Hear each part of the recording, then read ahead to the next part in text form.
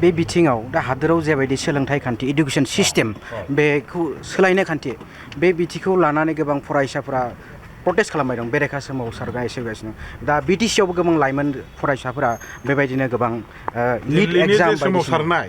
बेखौ लानानै नोंथांमोननि फारसे माबायदि बेयो खिन्थु दा एसे पलिटिकेलाइज जाबाय जिनिसा नंगौमोन उद्देश्यआ थिगैनोमोन खोनाबाय फरायसाफोरनि मोनथायनि थाखाय सोलोंथाइनि माखासे खान्थिखौ मोजाङै सोदांनायनि थाखाय मोजाङै गेना गोरोन्थि गैयै नीट परीक्षा बायदिसिना परीक्षा खालामनाय माने आनजादखौ खुंनायनि थाखाय राहा लानांगौ होननानै जे दाबि दैखांनानै सोमावसारनाय जादोंमोन आयदाया थांखिया थिगैनो दंमोन मोजांमोन खिन्थु बेवहाय फरायसाफोरल' नङालासे सोलोंथाइजों लोब्बा थानाय आफादफोर बा बेबायदि सुबुंफोर सानसुमैफोरल' बाहागो लायालासे बाव माखासे नाबां जाबां गोबां राजनैतिक नेताफोर बाव हाबसनहैबाय राजनैतिक दल बाव हाबसनहैबाय आरो भारत राष्ट्रखौ बुखावनानै थेर बेथेर खालामनानै माने भारतखौ सोरलां बोरलां खालामनानै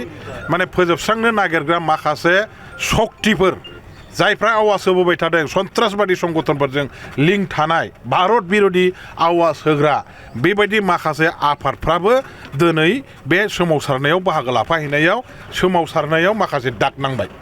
रायजो राजाफोरनि बयनिबो आफादफोरनि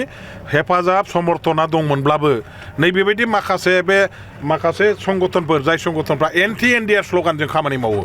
नर्थ इस्टखौ दानस'नानै आसामखौ दानस'नानै भारतनिफ्राय आलदा खालामनानै माने भारतखौ लोरबां थोरबां खालामनो नागिरनायनि बाथ्रा बुंग्रा बेबायदि मानसिफ्राबो दिनै बाव बाहागो लाफाहैदेरनाया सोमावसारनाय फरायसाफोरनि नैबे गोथार थांखियाव हांगार फुननाय बायदि जानायाव बे सोमावसारनायानो मोनसे गिदिर सोंलु मानि थाखायमोन बे सोमावसारनायालाय आरो बबाव लांखो राजनैतिक फायदानि थाखाय भारत बिर'धि माखासे एजेन्डाखौ खामानि मावनो ओंखारग्रा मानसिफ्रा गावसोरनि थांखिखौ जाफुंहोनायनि थाखायसो बे लामायाव बे सोमावसारनायखौ लांनो नाजानायनि बादायलायनायखौ दा नुनायाव बे सोमावसारनायनि पके रायजोफोरनि जेसेबां सिम्पेथि दंमोन बे सिम्पेथिया खमायदों